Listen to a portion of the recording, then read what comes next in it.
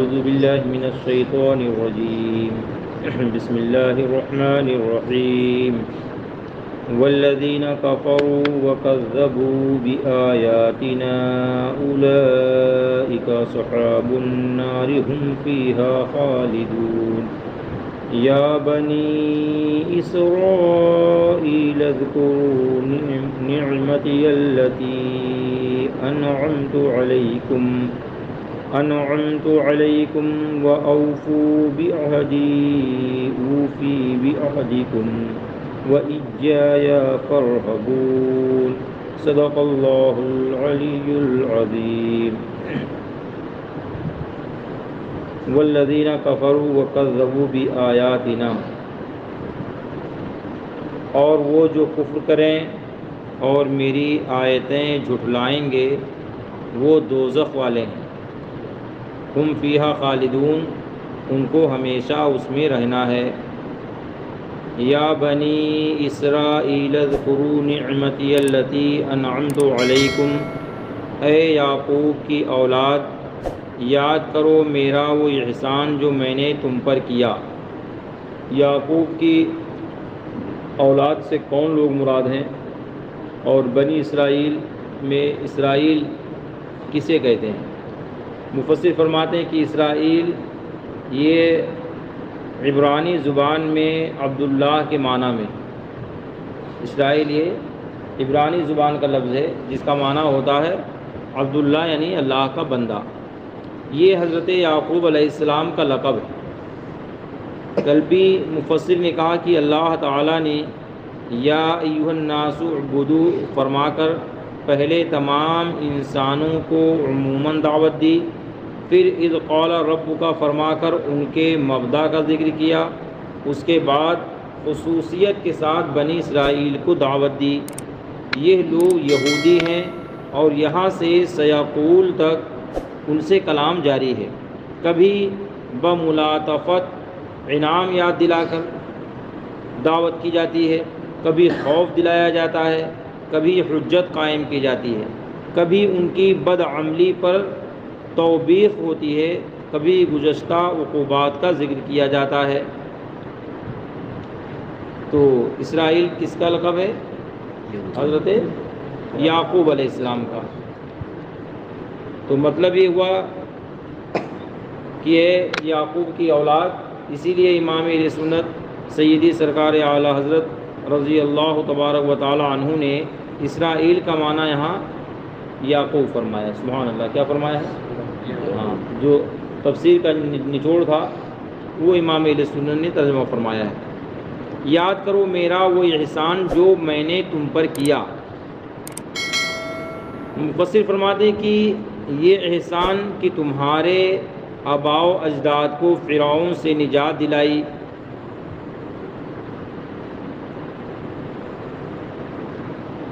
فرعون جو بہت بڑا جابر و ظالم بادشاہ تھا، اللہ پاک فرماتا ہے کہ ہم نے تمہارے آباء و اجداد پر یہ احسان کیا، تم پر احسان کیا کہ ہم نے تمہارے باپ داداؤں کو فرعون کے ظلم سے میں نے نجات دلایا۔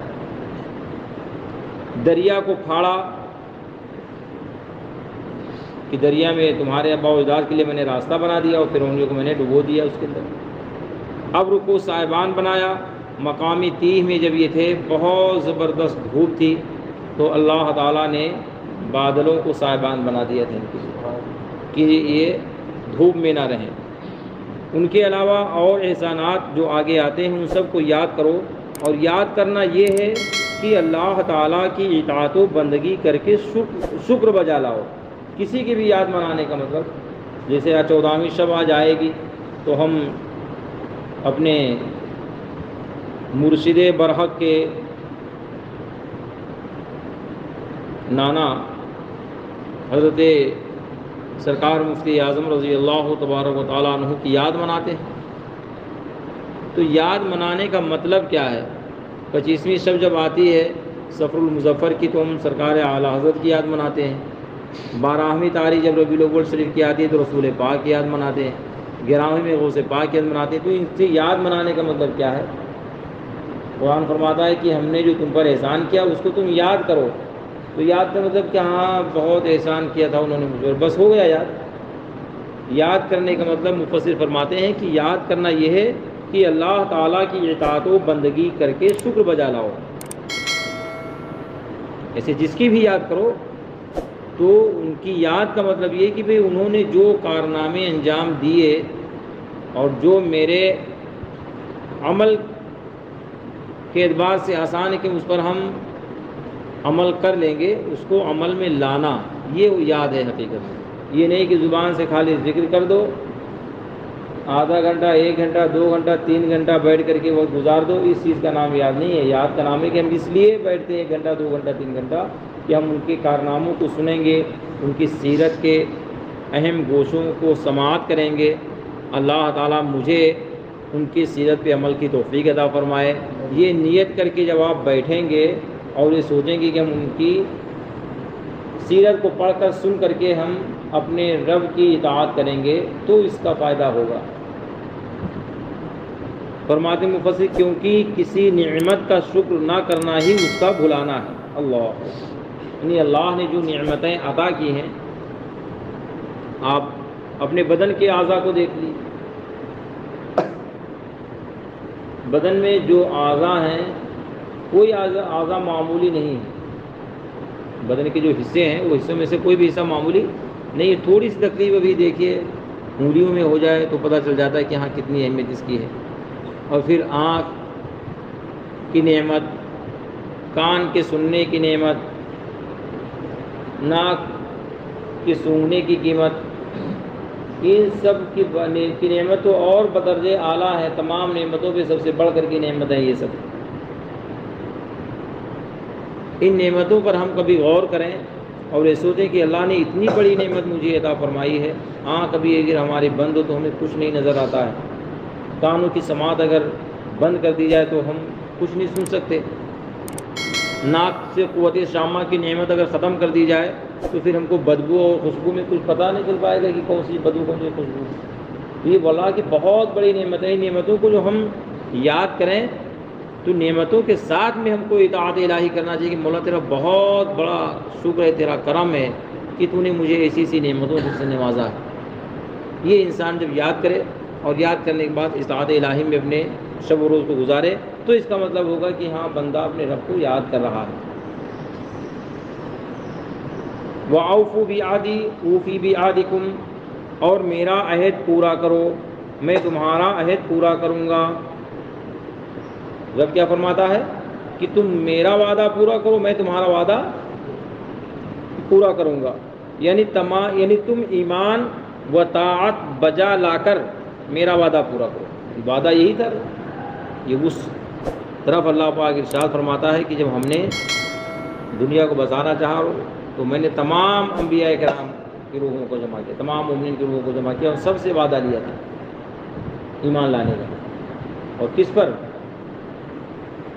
اپنی وحدانیت اور اپنے محبوب صلی اللہ تبارک و تعالیٰ کی رسالت کا وعدہ اللہ پاک نے روز ازل ہی میں فرمایا تھا، جب دنیا میں سرکار کو بھیجنے سے پہلے فرمایا تھا۔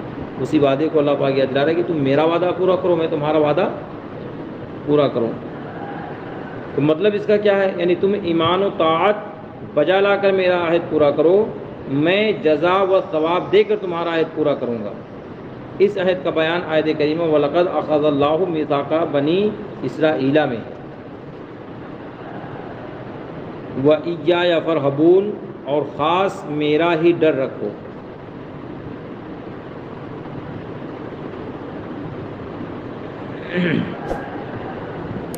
اس آیت میں شکر نعمت و وفائے عہد کے واجب ہونے کا بیان ہے، اور یہ بھی کہ مومن کو چاہیے کہ اللہ کے سوا کسی سے نہ ڈرے۔ مومن کو کیا چاہیے؟ اللہ کے سوا کسی سے نہ ڈرے۔ سب سے زیادہ خوف اللہ پاک کا اپنے دل میں رکھنا چاہیے، باقی دنیا کی کسی بھی طاقت سے نہیں ڈرنا چاہیے۔ اور کیوں ڈرنا چاہیے؟ زندگی موت خالی دو ہی، اس کے علاوہ تو کوئی تیسری چیز ہے ہی نہیں۔ اللہ نے اگر زندگی عطا فرمائی ہے تو کوئی ایک بال بھی بیکا نہیں کر سکتا ہے، ایک بال بھی بیکا۔ اگر اللہ پاک نے موت لکھ دی ہے کہ ہاں فلاں دن مرنا ہے تو دنیا کی کوئی طاقت اس سے روک بھی نہیں سکتی۔ پھر کس چیز سے ڈرنا چاہیے؟ دنیا کی کس چیز سے ڈرنا چاہیے؟ آج ہمارے سامنے بہت سارے ایسے حالات آ جاتے ہیں، ہمارے سامنے کھلے طور پر شریعت کی خلاف ورزی ہوتی ہے اور زبان میں ہمارے تالا لگا کہ کیسے بولیں کہ بھئی کیوں ڈر رہے ہو، حق بولنے سے کیوں ڈر رہے ہو، کہ آپ کی جان لے لے گا وہ، بہت زیادہ ہوگا تو آپ پہ ناراض ہوگا، غصہ کرے گا، مگر خوف الہی اگر دل میں رکھ کر کے آپ بولو گے تو دنیا کی کوئی طاقت کوئی بال نہیں بیکا کر سکتی۔ سرکار مفتی اعظم رضی اللہ تبارک و تعالیٰ عنہ سفر فرما رہے تھے اور اجین سے آپ کو جانا تھا جے پور۔ ٹرین میں جب بیٹھے تو ڈبہ کس کا ملا؟ فوجیوں کے ڈبے میں پہنچ گئے۔ فوجی بہت بڑے بدماش ہوتے ہیں، آپ لوگوں کو سابقہ پڑھا نہیں وہ ٹرین فوجیوں سے، بہت اتنے بدماش ہوتے ہیں، پوری سیٹ خالی ہوئی بھی آپ کو بیٹھنے نہیں دیں گے، وہ دیکھیں گے کوئی آ رہا تو سیدھا لیٹ جائیں گے وہ سیٹوں پہ۔ اور ہم جیسے مولوی کو دیکھ کر کے نہ جانے کیا سے کیا بکتے ہیں فوجی۔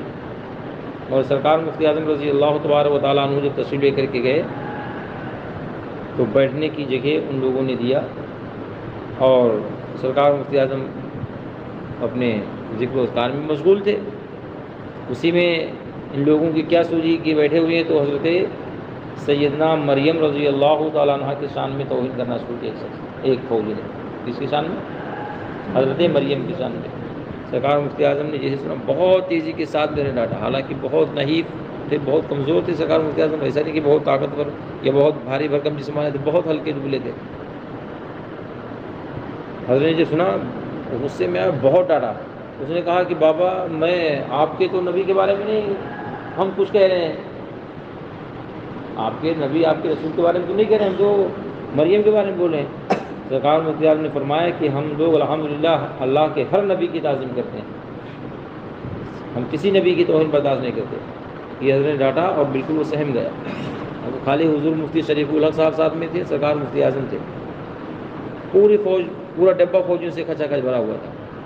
انہوں نے سوچا کہ ہم کو کیا کریں گے، یہ ایمانی غیرت ہونا چاہیے اپنے اندر کہ شریعت کے خلاف جہاں دیکھنا چاہیے وہاں بولنا چاہیے۔ یہ اور بات ہے مانے تو سبحان اللہ، نہ مانے تو کم سے کم وہاں یہ تو اس کو سمجھ میں آئے گا کہ ہاں شریعت کے خلاف ورزی کروں گا تو کوئی نہ کوئی بولنے والا ہے، مگر معاملات یہی چل رہے ہیں کہ لوگ کھلم کھلا کچھ بھی کر رہے ہیں، کوئی بولنے والا ہے ہی نہیں۔ تو ظاہر بات ہے جب کوئی بولنے والا نہیں ہوگا، گناہ دیکھیں گے، شریعت کی خلاف ورزی دیکھیں گے اور خاموش بیٹھے رہیں گے تو سامنے والا تو اسی نصیبر ہو جائے گا۔ بھائی ایسا نہیں ہونا چاہیے۔ نہی عن المنکر اور امر بالمعروف کا حکم اللہ کے رسول نے عطا فرمایا کہ نیکیوں کا حکم آپ دیں لوگوں کو اور برائیوں کو روکیں آپ، اور روکنے کے 3 درجے ہیں۔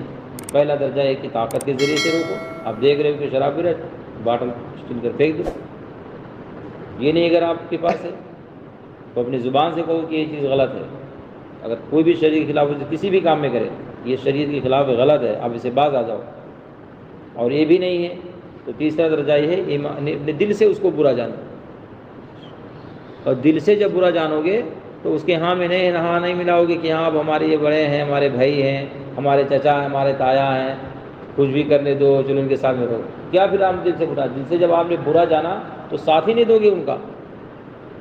آپ کو جب معلوم ہے کہ یہ شریعت کی خلاف ورزی کرتا ہے اور دل سے آپ اس کو برا بھی جان رہے ہو، پھر اس کے ساتھ میں کیسے؟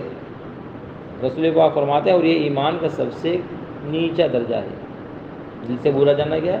ایمان ہے، مگر سب سے نیچا درجہ ہے، سب سے اونچا درجہ یہ کہ اپنی طاقت سے اسے روکنے کی کوشش کریں۔ اللہ تعالی ہم اور آپ کو سب کو نہی عن المنکر اور امر بالمعروف کے علاوہ توفیق عطا فرمائے۔ استغفر اللہ ربی من کل ذنب واتوب الیہ۔